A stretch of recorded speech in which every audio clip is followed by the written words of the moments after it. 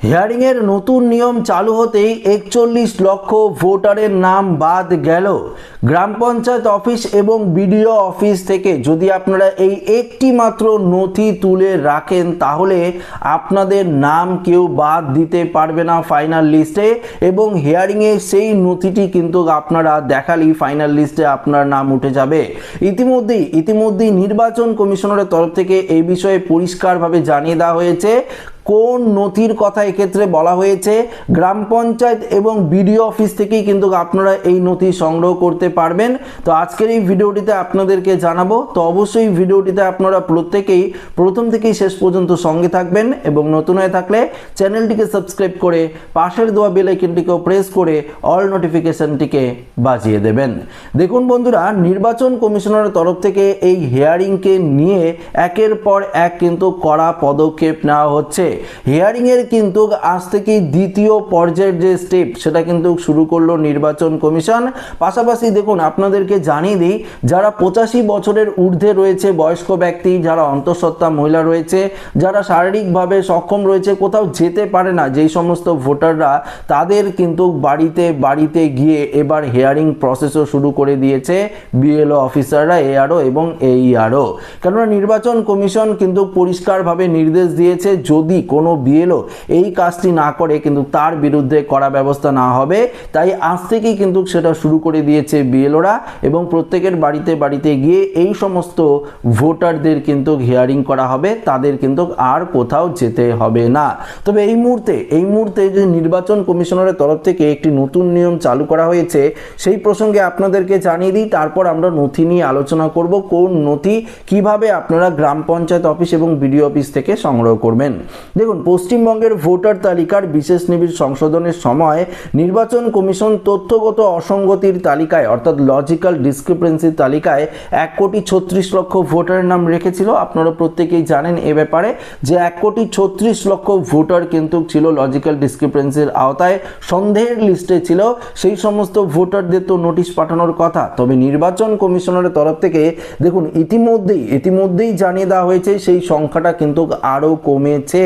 সেটা কিন্তু কমে 94,49,000 কিন্তু নেমেছে, অর্থাৎ 41 লক্ষ, দেখতে পাচ্ছেন 41,51,000 কিন্তু কমে গিয়েছে। এই 41,51,000 ভোটারকে আর কিন্তু নোটিশ পাঠানো হবে না, এমনকি শুনানিতেও কিন্তু যেতে হবে না, তাদের নাম অটোমেটিক ফাইনাল লিস্টে উঠে যাবে।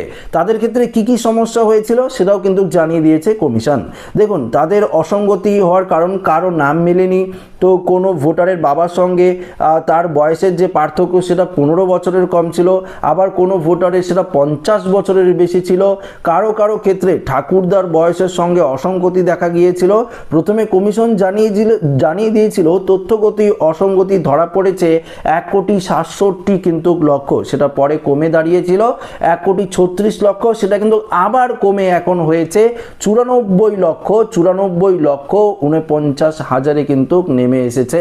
এই 94,49,49,000 ভোটারদের কিন্তু এবার পরিষ্কারভাবে এই হিয়ারিংয়ে আসতে হবে, এটা কিন্তু জানিয়ে দিয়েছে নির্বাচন কমিশন। তবে আপনাদেরকে জানিয়ে দিই, সেই সংখ্যা কিন্তু আরও কমতে পারে, এমনটাই কিন্তু জানিয়ে দিয়েছে নির্বাচন কমিশন।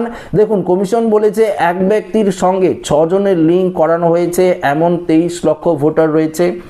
নাম মিলছে না 51 লক্ষ। বাবার বয়সের সঙ্গে ভোটারের বয়সের পার্থক্য রয়েছে 15 বছরের কম, এমন সংখ্যা রয়েছে 4,74,000। বাবার বয়সের সঙ্গে ভোটারের বয়সের পার্থক্য 50 বছরের বেশি, এমন ভোটারের সংখ্যা রয়েছে 8,41,000। ঠাকুরদার বয়সের সঙ্গে ভোটারের বয়সের অসঙ্গতি রয়েছে 3 লক্ষ ভোটার। এই সমস্ত ভোটারদের রিভেরিফিকেশনের মাধ্যমে পুনরায় তাদের ভেরিফিকেশন করিয়ে 41,49,000 ভোটারদের কিন্তু এই ভেরিফিকেশন করানো হয়েছে।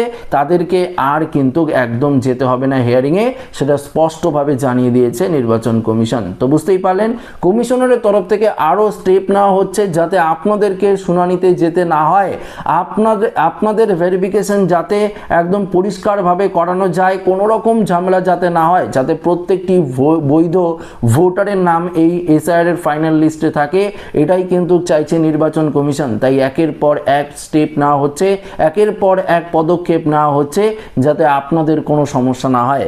আসুন এবার যে পরবর্তী আপডেটটি আপনাদেরকে জানাবো যে ডকুমেন্টস নিয়ে একটি গুরুত্বপূর্ণ কিন্তু আপডেট রয়েছে। এক্ষেত্রে কি বলেছে, রাজ্য বা স্থানীয় কর্তৃপক্ষের দ্বারা তৈরি পারিবারিক রেজিস্টার, ফ্যামিলি রেজিস্টার একটি বৈধ নথি। আপনারা জানেন 13টি যে নথির কথা বলেছে সেই 13টি নথির মধ্যে এই ফ্যামিলি রেজিস্টার একটি কাগজ রয়েছে, যেটি আপনারা যদি হিয়ারিংয়ে প্রেজেন্ট করেন তাহলে কিন্তু আপনাদের নাম ফাইনাল লিস্টে উঠে যাবে, কোনো রকম কিন্তু সমস্যা হবে না।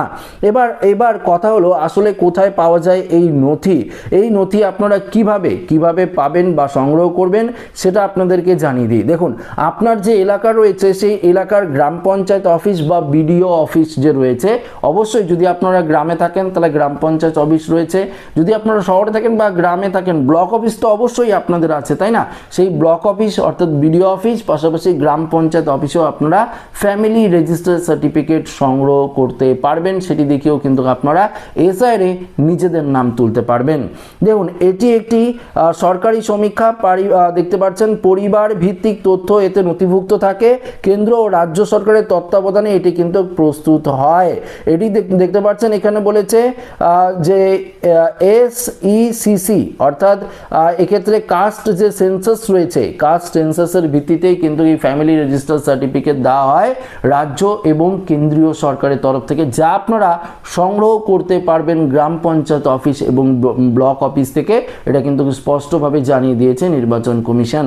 তো যদি আপনাদের হিয়ারিংয়ে ডাক আসে এবং আপনাদের কাছে কোনো ডকুমেন্টস না থাকে তাহলে কিন্তু আপনারা এই ফ্যামিলি রেজিস্টার্ড সার্টিফিকেটটি দেখিয়ে আপনারা কিন্তু নিজেদের নাম ফাইনাল লিস্টে তুলতে পারবেন, কোনো রকম কিন্তু সমস্যা হবে না। কেননা অনেক ক্ষেত্রেই দেখা যাচ্ছে যে জমির দলিলও কিন্তু কাজে আসছে না এসআইআর এর হিয়ারিংয়ে। অনেক দেখা গিয়েছে, এখানে কিন্তু কালনাতে একটি ঘটনা ঘটেছে যেখানে আমরা দেখতে পেরেছিলাম যে কয়েকজন ব্যক্তি তাদের জমির দলিলও দেখিয়েছিল, নিজেদের জমির দলিল, বাবার জমির দলিল, সেক্ষেত্রেও কিন্তু সেটা কাজে আসছিল না। তো যদি আপনারা সেই ফ্যামিলি রেজিস্টার সার্টিফিকেট সংগ্রহ করেন সেটি দিয়ে কিন্তু আপনারা এসআইআর এর ফাইনাল লিস্টে নিজেদের নাম তুলতে পারবেন, কোনো রকম সমস্যা হবে না। এছাড়াও আপনাদেরকে জানিয়ে দিই, ধরুন কোনো রকম ভুলবশত কারণে এসআইআর এর যে একদম ফাইনাল লিস্ট প্রকাশিত হবে 14ই ফেব্রুয়ারি, সেই ফেব্রুয়ারিতে যদি আপনাদের সেই লিস্টে যদি আপনাদের নাম না ওঠে সেক্ষেত্রেও কিন্তু কোনো রকম সমস্যা নেই। পরবর্তীতে 6 নাম্বার ফর্ম ফিল আপ করে আপনারা কিন্তু পুনরায় নিজেদের নাম তুলতে পারবেন। ইতিমধ্যেই 6 নাম্বার ফর্মের যে অপশন সেটা কিন্তু বিএলও অ্যাপে পরিষ্কারভাবে দিয়ে দিয়েছে এবং বিএলওরা কিন্তু সেই অ্যাপ থেকে আপনাদের নিজেদের নাম নতুন করে নথিভুক্ত করতে পারবে, কোনো রকম কিন্তু সমস্যা হবে না। এছাড়াও আপনাদেরকে জানিয়ে দিই, ভোটার্স অর্থাৎ wbvoters.nic.in যে অফিসিয়াল ওয়েবসাইট রয়েছে নির্বাচন কমিশনারের, সেই অফিসিয়াল ওয়েবসাইটে একটি নতুন অপশনও কিন্তু দেওয়া হয়েছে। 2026 সালের নতুন ভোটার রোলে আপনার নাম রয়েছে কিনা বা আপনারা কিভাবে চেক করবেন, এই সমস্ত কিছু কিন্তু সেখানে দিয়ে রেখেছে। আপনারা কিন্তু সেখান থেকেও নিজেদের নাম চেক করতে পারবেন। এছাড়াও যদি আপনারা চান এই নতুন লিস্ট নিয়ে, অর্থাৎ 2000 যে নতুন ভোটার্সে যে একটি নতুন অপশন খুলেছে voters.eci.nic.in এই যে অফিসিয়াল ওয়েবসাইটে, সেই নিয়ে যদি আপনারা চান আমি নতুন করে কোনো ভিডিও বানাই অবশ্যই কিন্তু কমেন্টে জানিয়ে দেবেন, তাহলে আপনাদের নিজেদের নাম 2026 সালের লিস্টে আছে কিনা কিভাবে চেক করবেন সেটা কিন্তু আপনাদেরকে আমি একদম পরিষ্কারভাবে আলাদা করে ভিডিওর মাধ্যমে জানিয়ে দেব। তো ভিডিওটি ভালো লাগলে লাইক করবেন, বন্ধুদের সাথে শেয়ার করবেন, নতুন হয়ে থাকলে চ্যানেলটিকে সাবস্ক্রাইব করে আমাদের সঙ্গে জুড়ে থাকবেন। ধন্যবাদ।